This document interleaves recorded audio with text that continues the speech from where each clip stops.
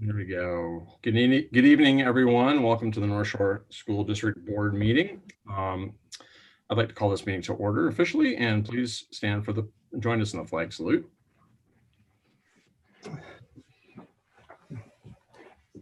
I pledge allegiance to the flag of the United States of America and to the republic for which it stands, one nation, under God, indivisible, with liberty and justice for all.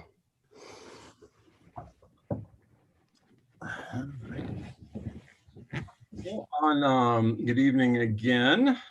On behalf of the board, I welcome all members of the audience to this evening's meeting. This meeting is a working session of the board to conduct the business of the district. The agenda for today's meeting has been published, and the agenda items to be discussed and or voted on have all been studied by board members. I would like to introduce the people participating in this meeting this evening. We'll be recording Secretary Siobhan Fraser, Superintendent Dr. Michelle Reed, board members Amy Cast, David Kogan, Sandy Hayes, and Jacqueline McGurdy. I am Bob Swain, and I currently serve as board president. An agenda for this meeting is available online at boarddocs.com. We'll move to the approval of the agenda. Would the board like to make any changes to the agenda as it has been published? No, I see no. Try to get all your faces on here. All right, is there a motion to approve? So moved. Is there a second? Thank you. Any discussion? None. There being none, it has been motioned and seconded, and we will call for the vote.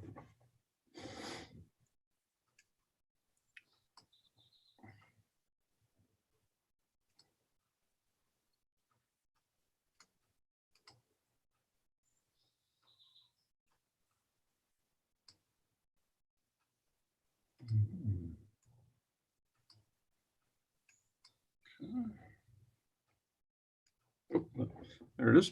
All right, it's been approved 5-0. Thank you. Now we'll move on to the superintendent's report. Dr. Reed. Thank you, President Swain.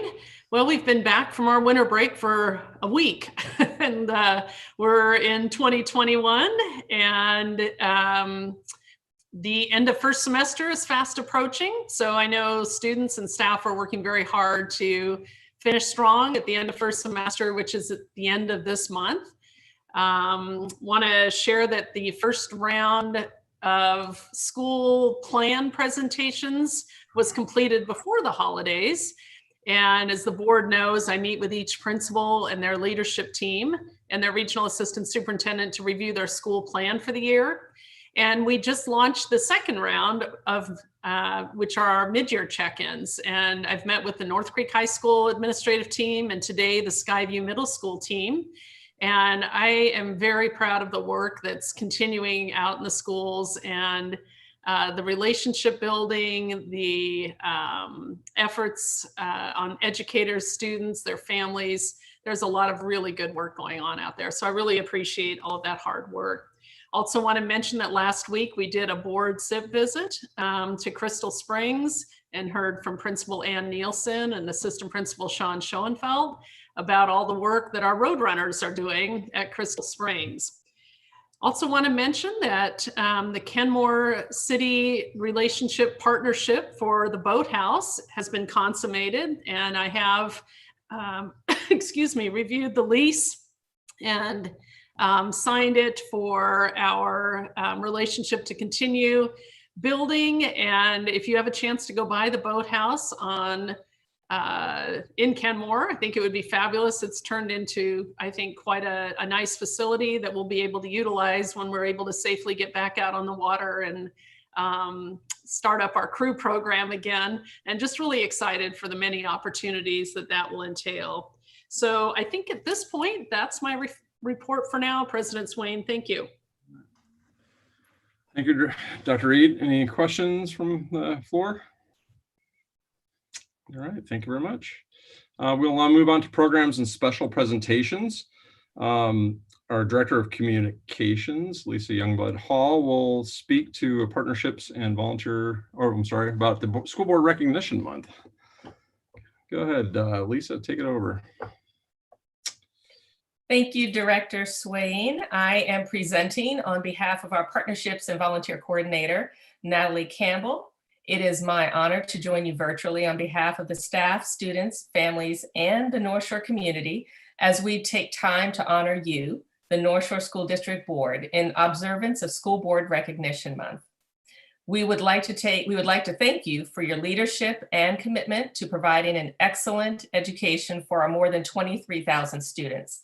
Thank you for giving your time and energy, caring about the well-being of our students, families, and employees, making equity and opportunity for all students the priority, and advocating for education in Olympia. For those who may be viewing tonight and might not be aware, our school board has pivoted to help support numerous initiatives during the COVID-19 pandemic to ensure our students have the resources they need, from access to books, to broadband, internet access, and so much more. As much as I wish I could be presenting each of you with a certificate in person, we will safely be mailing your certificate of recognition from the Washington State School Directors Association for your dedication and commitment to building the future of public education for our students and community. Thank you, and again, for your continued commitment to the North Shore School District. And now I will read Governor Jay Inslee's proclamation from January 6th, proclaiming January as School Board Recognition Month in Washington State. And here's the proclamation. Whereas the mission of Washington's public school system is to assure that all students achieve at high levels and possess the knowledge and skills to be responsible citizens of a democratic society who enjoy productive and satisfying lives. And whereas Washington's 295 locally elected school boards and 9 elected educational service district boards are the core and the public education governance system in our state. And whereas the districts and regions they lead serve more than 1 million students, have combined annual budgets of more than $15 billion and employ approximately 120,000 people. And whereas school directors play a crucial role in promoting student learning and achievement by creating a vision, establishing policies and budget, and setting clear standards of accountability for all involved. Whereas school directors are directly accountable to the citizens in their districts and regions, serving as a vital link between members of the community and their schools. And whereas school directors and educational service districts provide a passionate voice of advocacy for public schools and the welfare of school children.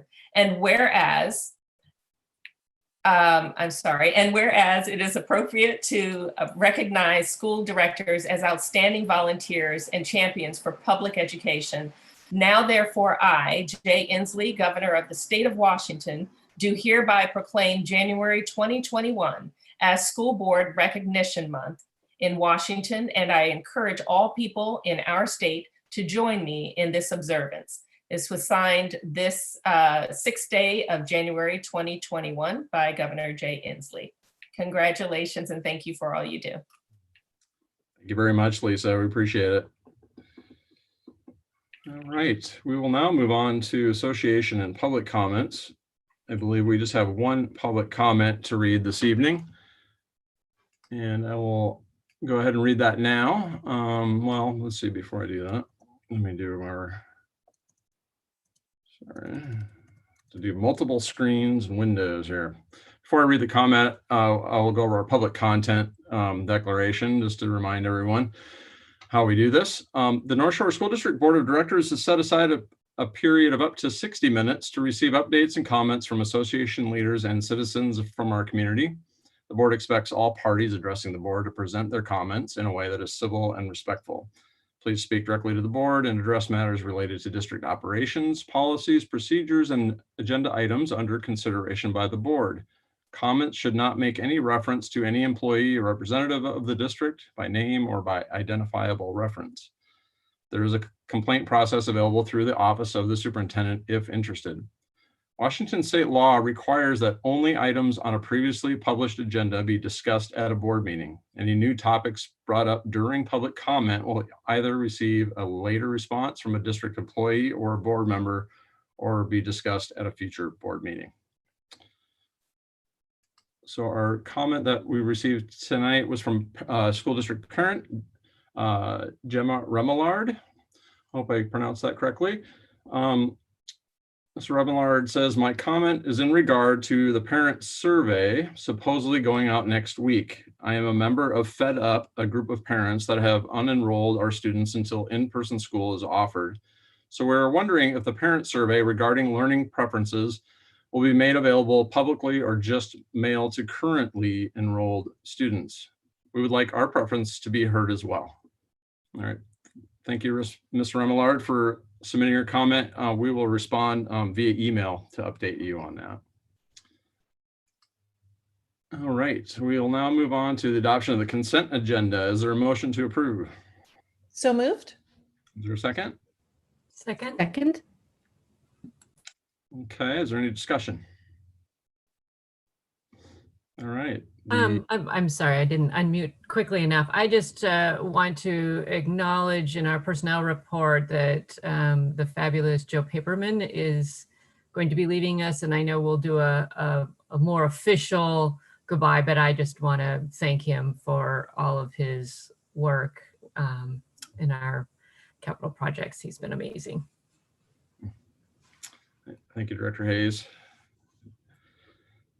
Any other comments or discussion? Yeah, Director Hayes's point, we will have a moment at our last January meeting of the month as Dr. Paperman will be working with us through January. So bittersweet. Thanks. So it'll truly be missed. Okay, any further discussion? Okay, seeing none, the motion has been put forth and it has been seconded. I will call for the vote.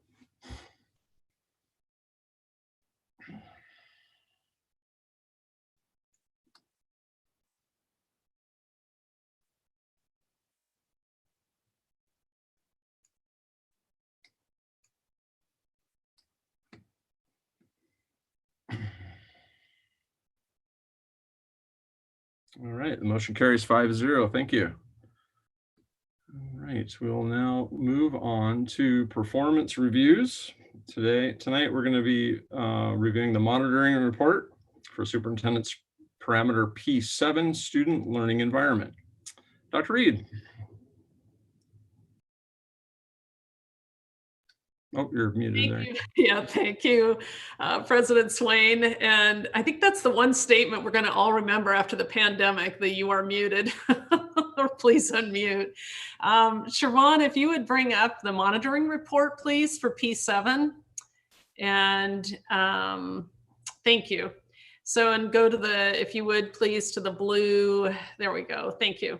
So, this is one of those monitoring reports, I think, that is so critical to the success and safety of our students in so many ways. And so tonight I'm going to be reporting on work that Dr. Chris Bigelow and Rick Farrell put together in our Director of Student Services Department and our Racial and Educational Justice Department. There's been a lot of work. It's continued for several years. And I think I want to clarify that at this time, the information we're providing is accurate and true.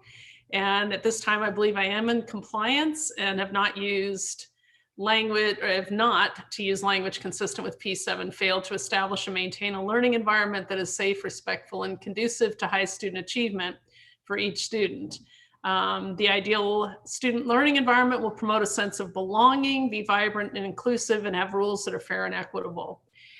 Having said that, we have incidents where students have felt unsafe, and there are incidents where students have been unkind and perhaps not inclusive of one another, and want the board to know that there are processes and systems in place to address that. Our principals work with our student services department and racial and educational justice department, and we try to take each one of those incidents and create a learning opportunity, and also, support student efficacy and voice in responding to these. So it's not to say we have not had an incident all year. That would not be an honest statement, but I do believe that when incidents come up, that they're addressed seriously, openly, and honestly by staff. So the indicators, Siobhan, if you could kind of scroll through those a little bit. There's been a lot of work done on the Rights and Responsibilities Handbook, and the Racial and Educational Justice Department has played a key role in that with Rick Farrell. Our HR department also has been part of the conversations on many of these topics.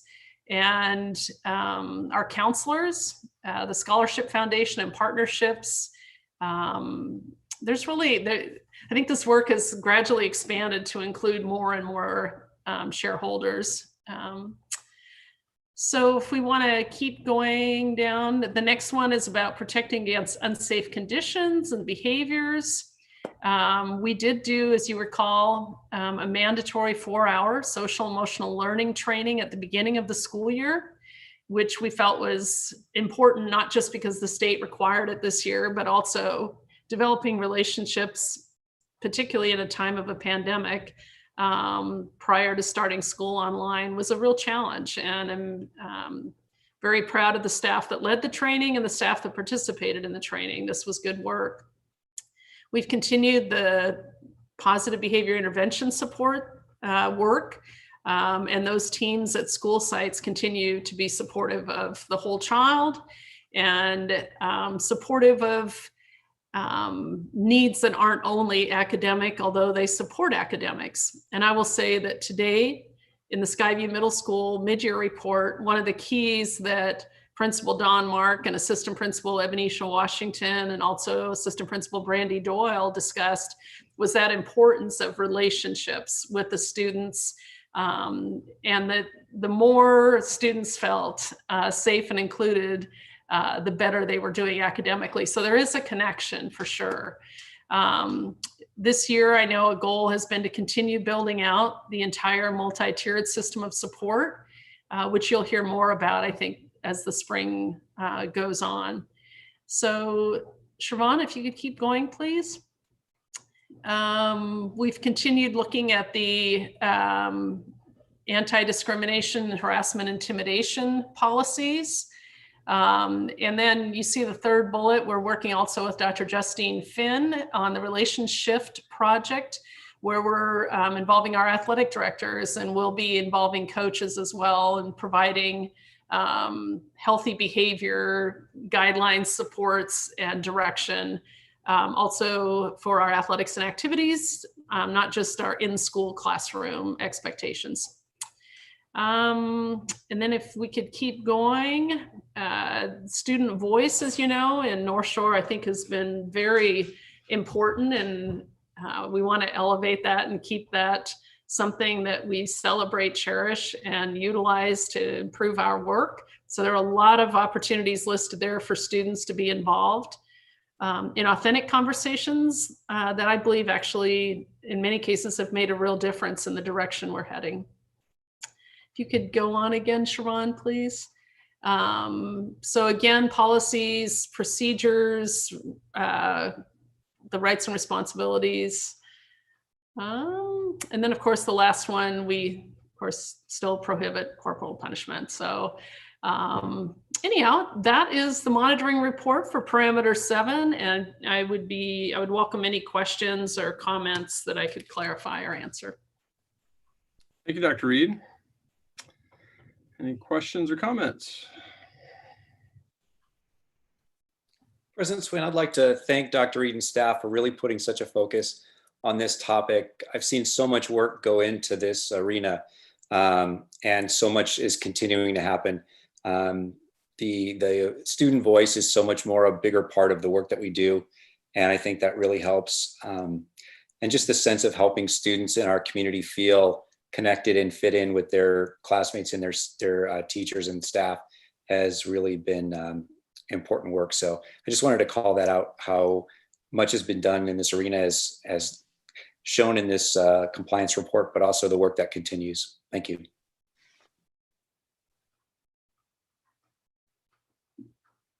Thank you, Director Kogan. Anyone else? I'll jump in there. Thank you, President Swain, and per Director Cogan's comments, I have to agree completely that I think we've all witnessed so much work going on in this area by Superintendent Reed and her staff, and everyone with boots on the ground, so to speak. Even though we're not really there right now, I mean we're all human, and as Dr. Reed stated, things happen. We can't avoid that, being humans and interacting with each other necessarily, but there has been such a focus on this and so much progress made. So thank you, Dr. Reed and staff for everything that's been done here. I had a couple of just quick minor questions. For example, on page 4, when you reference student voice in the third bullet of your report, you mentioned about having students on school level committees or participation at many of the schools. Does that mean that there are some schools that don't have students involved? And is there? Can you just give us a little idea of what kinds of things they're doing with that? I mean, certainly in high school, I think we can all imagine, but student voice is important in elementary schools too. And I simply couldn't quite imagine what kinds of committees they might be participating in. I think that there are a variety of committees, and I think that I think you make a really good point, for sure. I apologize, I didn't catch the question part.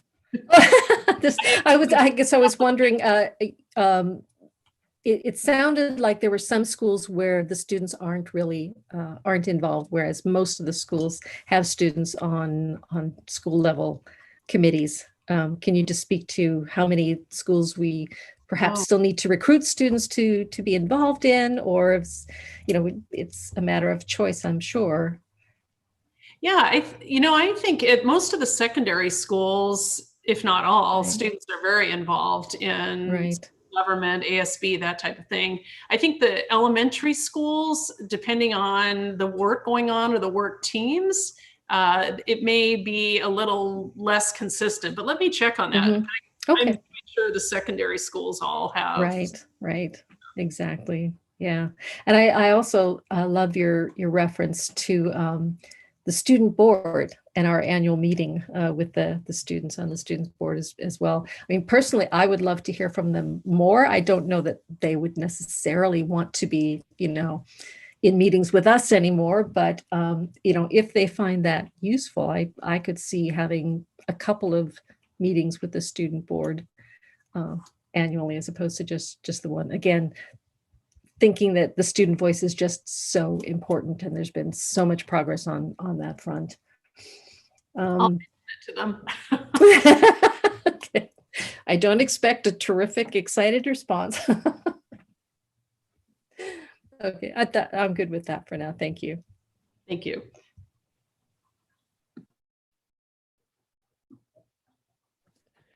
Yeah, so I'll go next. So Superintendent Reed, thanks so much again for this thorough report.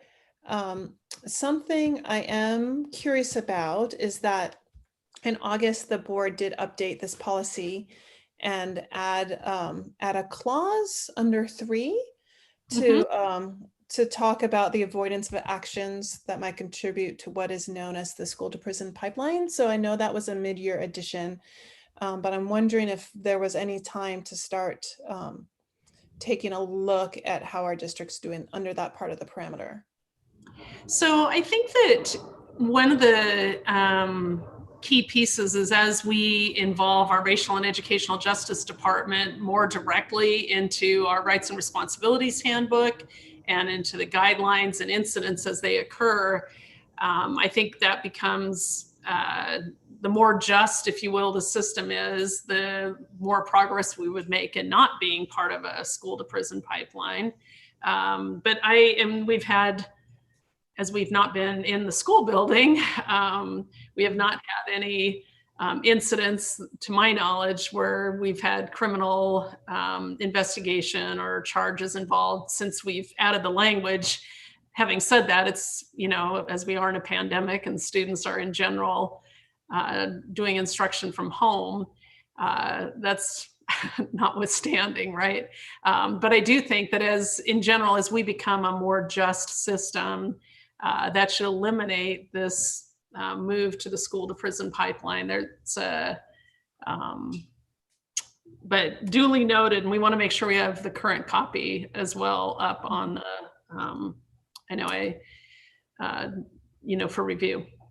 For sure, thank you. And when we talked about adding this language, I remember we having a conversation. The board doesn't have a feel for what the baseline might have been pre-pandemic, and maybe that's not going to be analogous to what life is going to be post-pandemic, because all our teams, the racial and educational justice department, and all the work being done at the buildings, I'm sure it's not going to be apples to apples over this time. I'm confident actually that's going to be a silver lining of this time, but it would be helpful to understand kind of what the baseline is, because we kind of don't have any idea. So maybe talking to folks and seeing how we can start to understand that would be great. All right. So I think that's so making sure we have an established baseline. Yeah. So I think at one point folks started to gather that data, but let me see where that is and make sure we collect that and get it to you then. Great. Thanks so much. And then two other things. The first one is all the work around student voice is so great. It would be helpful going forward if we can start coming up with a way, I don't know if document is the right word, but getting examples of when student voice helped inform our work. So examples, perhaps of ways, your work with the student board and how they had suggestions about something and it's been incorporated, because I believe that's part of the intent of this parameter, is to understand how that student voice is getting incorporated. So I know it's such a organic conversation. Mm-hmm. Sometimes it's not like there's a checkbox you go through, but I would be curious to know when student voice has had an impact on our programs and how we do our work. So that would be helpful. And then this last one is and maybe this has occurred to someone, but I was trying to think, we have done such a great job, everyone in the system is investing a lot of time and resources, finding grants to support mental health for our students, bringing in more counselors all the way through the system. And when we put a lot of effort into instructional programs, it's not always easy, to measure the impact, right? Through, you can see, has access approved for people, or are students doing better in some area? But I'm wondering how we can get an idea of how all these investments are panning out. And I don't know if it's something that part of our GFOA work, with our understand, I don't know if Mike Bailey would have an idea of how to kind of measure, what's working well and what isn't. But that was just kind of a thought I have because it seems by our current systems harder to measure how it's going, and how all that work is having an impact. Maybe part of his work with the GFOA project it would be helpful, because it would be helpful to understand, and it helps with our advocacy when we're asking for resources out in the broader public and everything. So but in general, the work it is great. It's the report's very detailed, and really appreciate all of the work, and it's so important to how things are going actually, right? You would think at first when I saw on the agenda, oh, it's student learning environment, we're not in the buildings, but actually it permeates through how kids are learning at home too. So it was a very helpful report, so thank you. Yeah, thanks, Amy. And we've talked about the ROI or the return on investment as something we want to measure. So I think that that's one of the keys in the GFOA work, right? Thinking about what is return on investment. What we can say is students are absolutely utilizing the mental health supports we've provided and added for sure. So there is a lot, but yeah, let me see if we can maybe talk with Michael about the needs-based resource allocation and how that connects. So thank you, Director Cast. Yeah, thanks so much.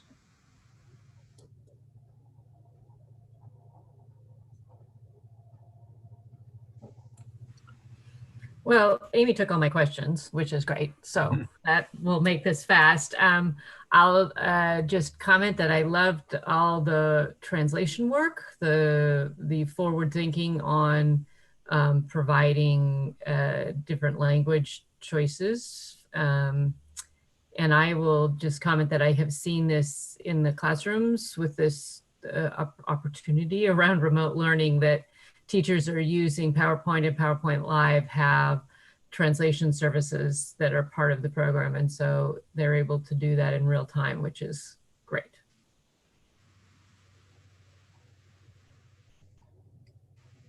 We're learning about more and more ways to translate as well, which even today we learned about pieces within Outlook that can be subtitled, which, you know, I think they just keep improving tools.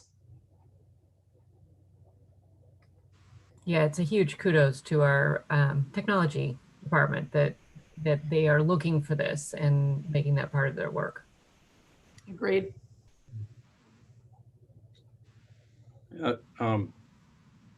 My comments have all been said. Excellent questions and excellent commentary. Great report, Dr. Reed.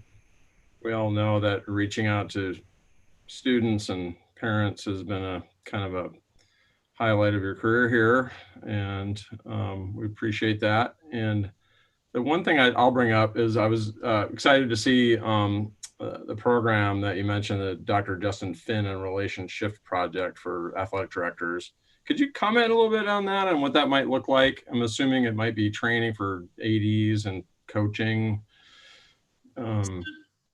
Yeah, thank you, President Swain. Dr. Finn actually, in fact, just before we went out with the pandemic, we were scheduling time to put together a video resource so that when student athletes signed up for a season, you know, you log in and have to fill out a number of documents, that part of the signing up would also include a module with a short video around sort of the North Shore expectations and some information about what is behavior that helps your teammates become better, and what behaviors maybe that we think could be, I think there's been maybe some, anyhow, it clarifies the behaviors we expect, I guess, for our student athletes, just as it would for our students. And we felt like we made a commitment, whether we're, you know, in the field or on a field trip or off campus for some event, we would want the same expectations as we would if we were on campus. And sometimes the different environment, like it looks different perhaps in an athletic setting than it might in a classroom, and just wanting to make sure that we're very clear about the behavioral expectations we have. And Dr. Finn has done work with school districts around the country, as well as some state athletic associations. She was part of work that supported the Texas Athletic Association for the state of Texas, and rolling out materials that would support a great athletic experience for all athletes involved. So we really felt fortunate to be able to partner with her. Dugan Harmon and Rick Farrell are working with her and with our athletic directors. So there's more to come on that. It sort of stopped as we ended up not doing, as you know, a spring season last fall, and we haven't been able to get things going athletically or activity wise yet this year, but we hope to when it's safe to do so. Oh, thank you. I'll be really looking forward to seeing that as it rolls out, and I'm, you know, hoping that it will also be a robust expectation for coaches and how they do their job. You think about it, athletics is one area that we probably don't provide enough outlet for student voice for students to talk about their experiences, et cetera. So this will be great. So thank you. Yeah, thanks, President Swain. I'll pass that along to staff working on that. All right. I know, actually, I know it's something coaches want to be honest. I think everyone, I think clarity helps everybody. Mhm. Excuse me.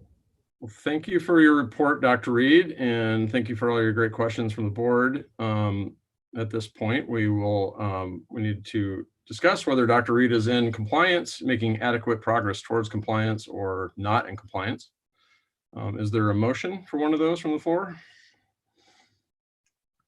I'd like to make a motion to find Superintendent Reed in compliance with Superintendent Parameter P7. Thank you, Director Cast. Is there a second? I'll second.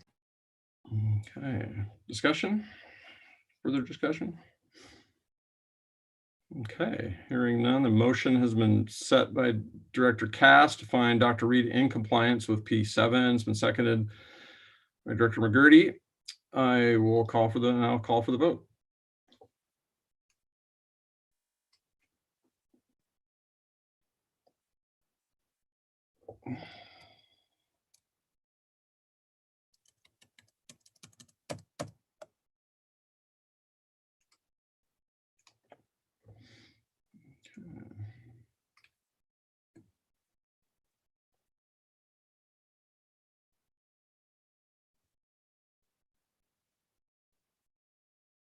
Excellent. The vote carries 5-0. Thank you.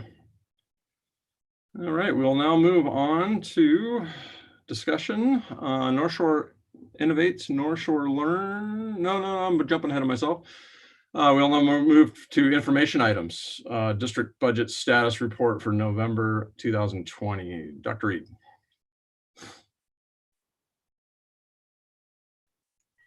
Thank you, President Swain. Siobhan, if you could bring up the district budget status report, please.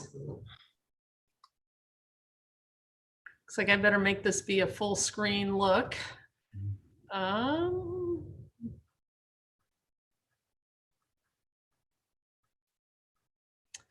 So this is I apologize, let me try to get this back to full screen. Essentially, there is no unusual anomaly here. We're continuing to trend as we would expect to trend with our general capital debt service, ASB, and so forth, our budgets. So unless there are questions, it's really a fairly uneventful November report. Thank you, Dr. Reed. Director Cast. Yeah, I just have a quick question, Superintendent Reed. So with remote learning, I was wondering, the spring was the spring, but with this year, with MSOCs, I was wondering how remote learning might impact expenditures in MSOCs, but it's my understanding that with various drop-offs of materials and putting together science kits and school supplies and things like that, it looks in the budget status report while expenditures are right on target. And so am I correct in understanding that that's kind of what we should expect? I think they will remain on target in the general fund with MSOCs, Director Cast. I think that's accurate. I think there are some funds that,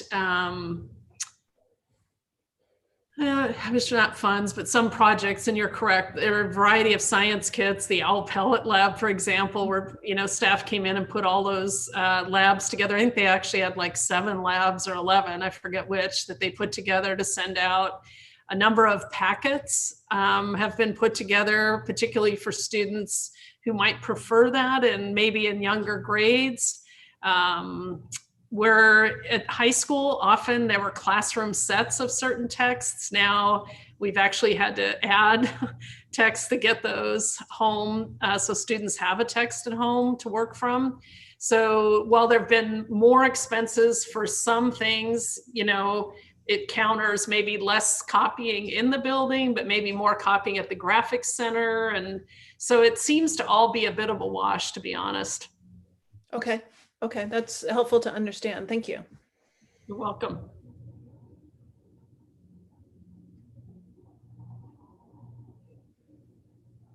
Any other questions?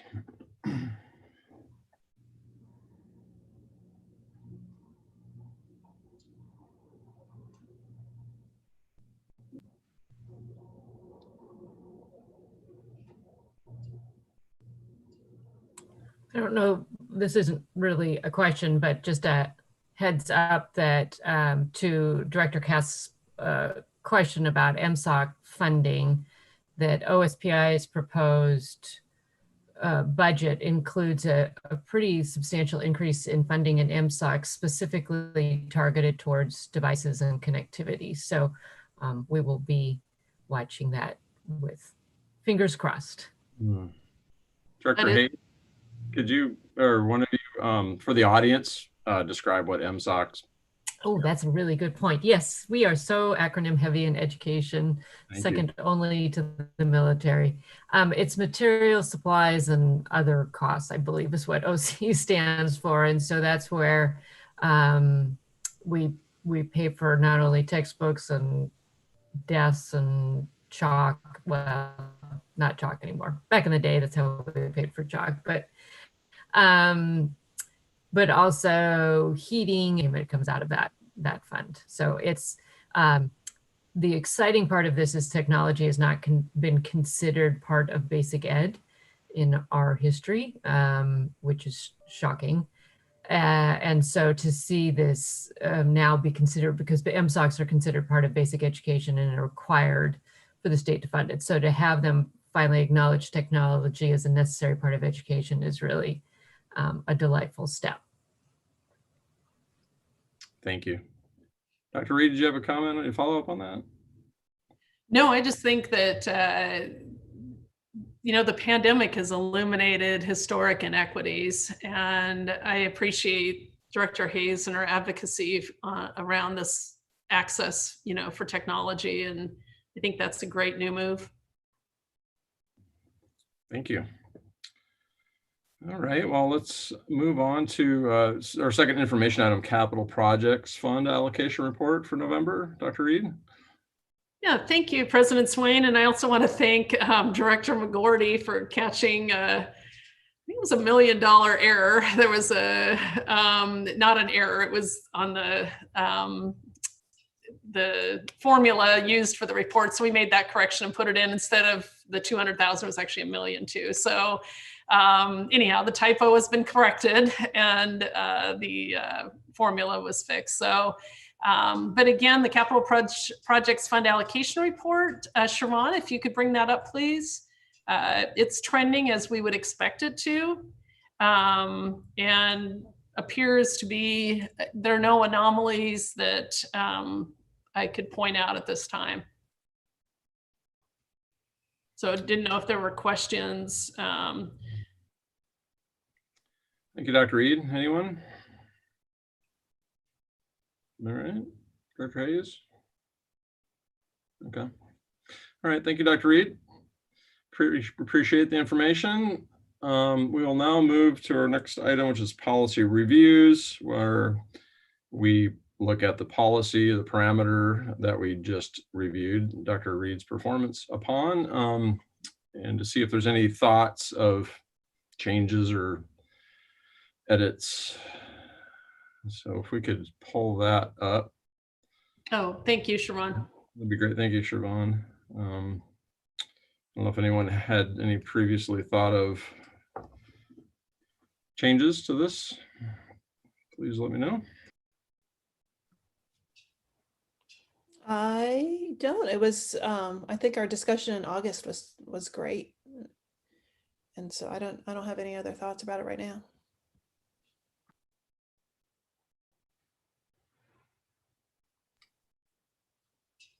Thank you, Director Cast. And you can see in 3D where the comment about the school to prison pipeline has been incorporated in that from August. Yeah.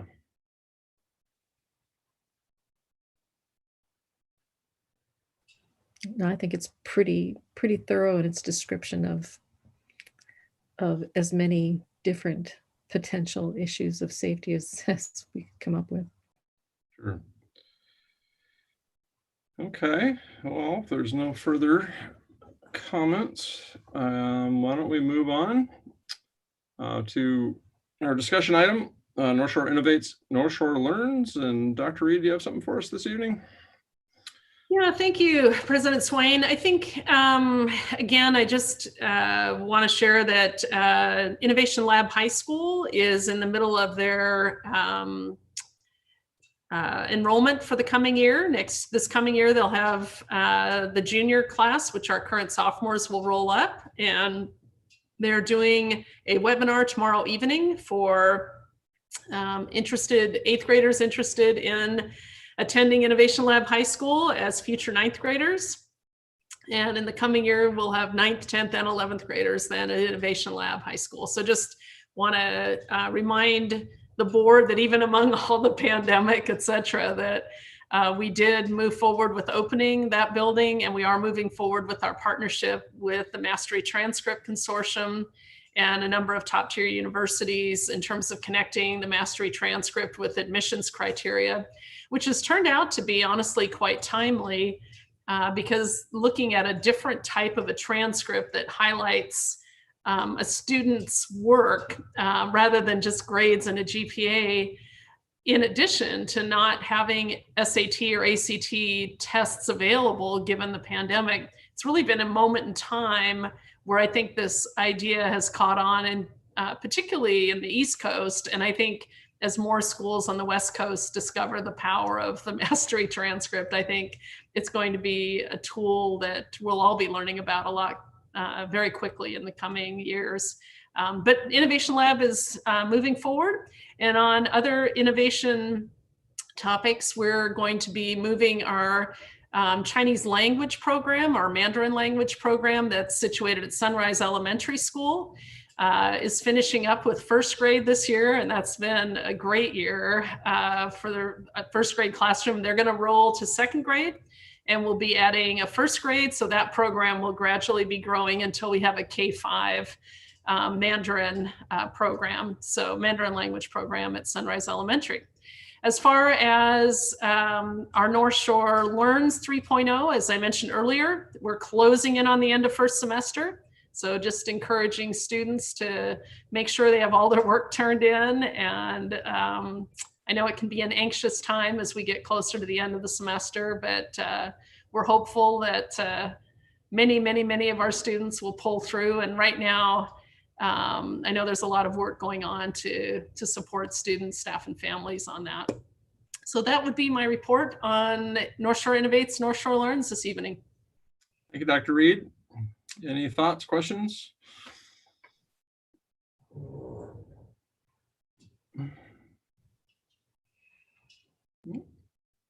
Okay, all right.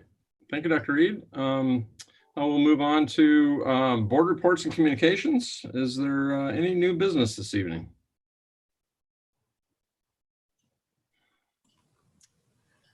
I have one request of my fellow board members. So there's about an 80% chance that I'm going to be testifying in front of the Senate Education Committee on Senate Bill 5128, which is the temporary transportation fix bill. They're hoping to move that along quickly. It provides a little more flexibility of being able to use our buses to transport food and education supplies, and not a reduction in that how to put this, it doesn't have the requirement of student ridership to receive our transportation funding. So we're pretty excited about it. I probably won't get more than a minute or two, which I have learned is 150 words in a minute. So not a lot of chance to talk, but if anybody has thoughts on what you want to make sure that I share, please let me know, not only my fellow board members, but perhaps superintendent or those in the cabinet that are experts on this topic. So that's a very early Friday morning, so I would need it by Thursday afternoon. And I'll just do a little shout out to our librarians. I did get the wording changed in the proposed bill. It was going to be instructional supplies, and I got it changed so it was a supporting of instruction. So we can continue to transport our library books. Excellent. Thank you, Director Hayes. Appreciate your work on these topics. And that's this Friday morning, I'm assuming. And so it's scheduled. Yes. Is This there a Friday time morning. Yeah. to be aware of? Yeah, 8 a.m. Friday morning. They're trying to get this one through early in the session rather than having it be dragged out to the very bitter end. Yeah, it would really be good to have them address this and get it through quickly. Yep. Thanks for your help. Any other new business? Oh, okay.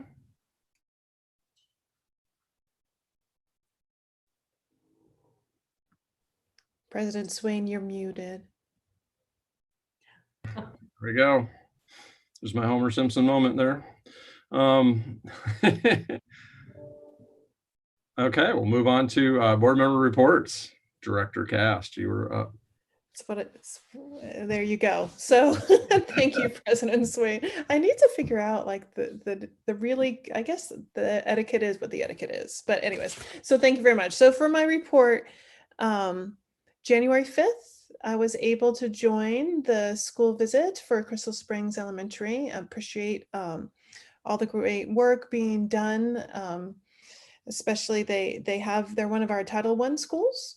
So being able to have the opportunity to ask how remote learning is working for some of our most impacted families by the pandemic. We know the pandemic, just like Superintendent Reed said, is not impacting everyone the same. And so I really appreciated that opportunity and the amazing work and the heart that goes into the connections between staff and students. That's amazing.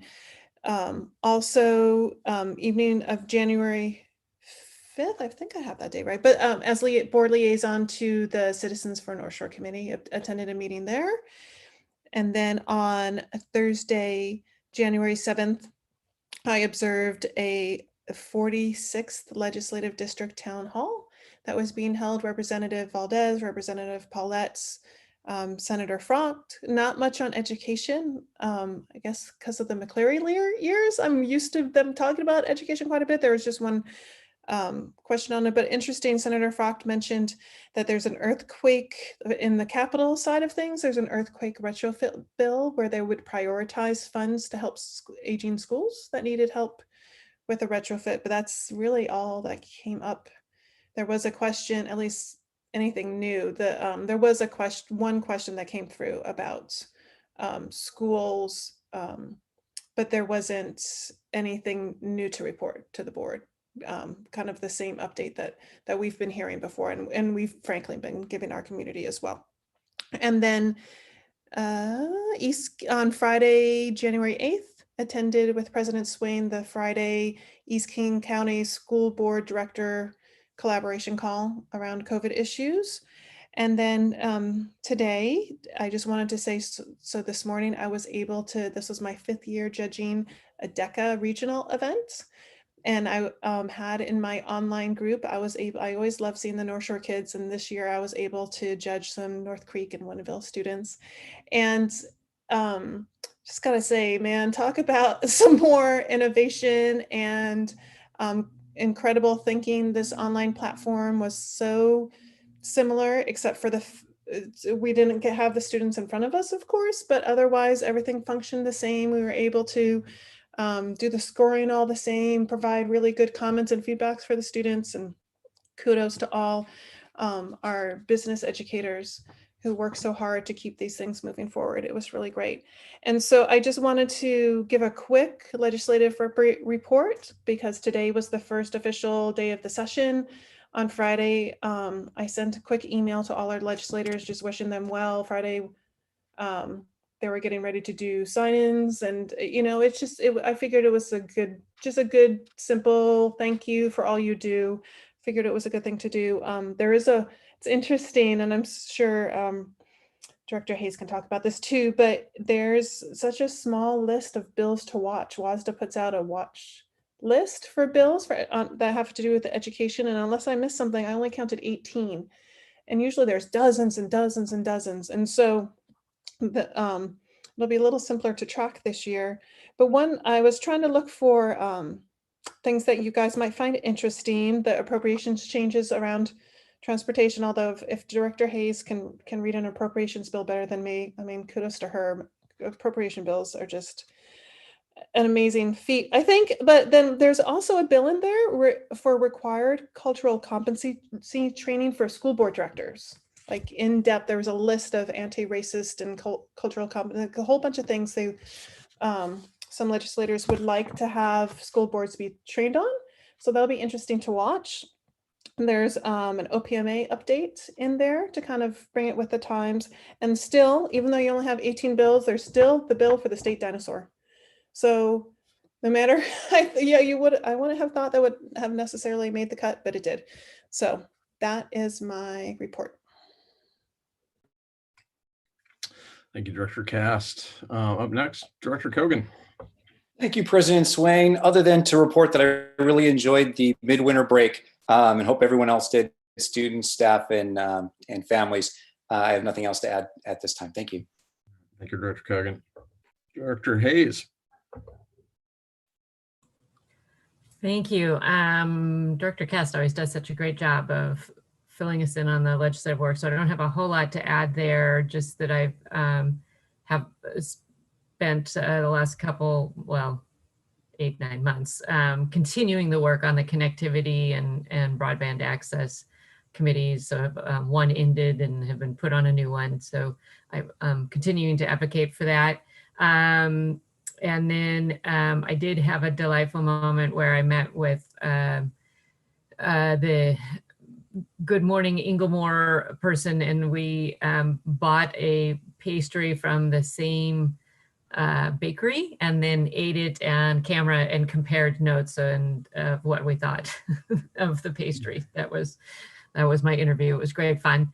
And then we have delivered 18,500 books to our students. The books continue to be donated, and the students, we've had quite an uptick in students requesting them this week. So, because they're still reading, love it. That's great. Thank you, Director Hayes. Director McGurty. Yes, thank you, President Swain. I had, one networking call for WASDA before the holidays started. And I don't have a lot other than that, but I did attend my very first meeting as liaison to the Citizens for North Shore committee with Director Cast the other day. That was pretty exciting. I'm very much looking forward to the work with that committee, and looking very much forward to being able to report on a whole lot more the next time around, now that we're all back together. Thanks. Thank you. I'll keep mine fairly short. Director Cast and I kind of tag team at times. So attended also the Eastside Directors kind of discussion group on Friday. Was also on the 46th District Democrats Legislative Town Hall, where I reside in the district. So I try to track that pretty closely along with the rest of you folks. And that was actually well done, I thought.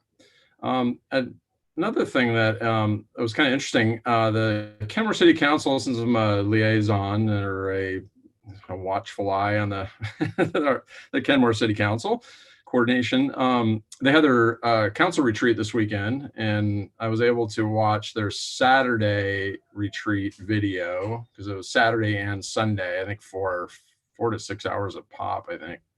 I kind of skipped through it, but I watched a fair amount of it. It was really well done. I'd encourage you guys to maybe look at it. They had a facilitator there that did a great job, and they kind of went over things that were on each council person's mind, and things, agenda items that they might want to work on this year. And it was the city council. Rob Carlincy was there, the city manager, et cetera. It was really enlightening, and I thought they did a great job. But that's all I have. thank you all for such a great meeting. We will have our study session at 5:30, where we'll talk a little bit about our refresh on the strategic plan, plus North Shore Learns 3.0 and where we're at. So people in the audience, please feel free to join us there. So unless Dr. Reed, you want, well, we can't really start early. It's been published for 5:30, so we'll have a decent break, grab some food, and we will see you back here. So I'll call this meeting officially adjourned. Thank you very much. Thank you. Thanks a lot.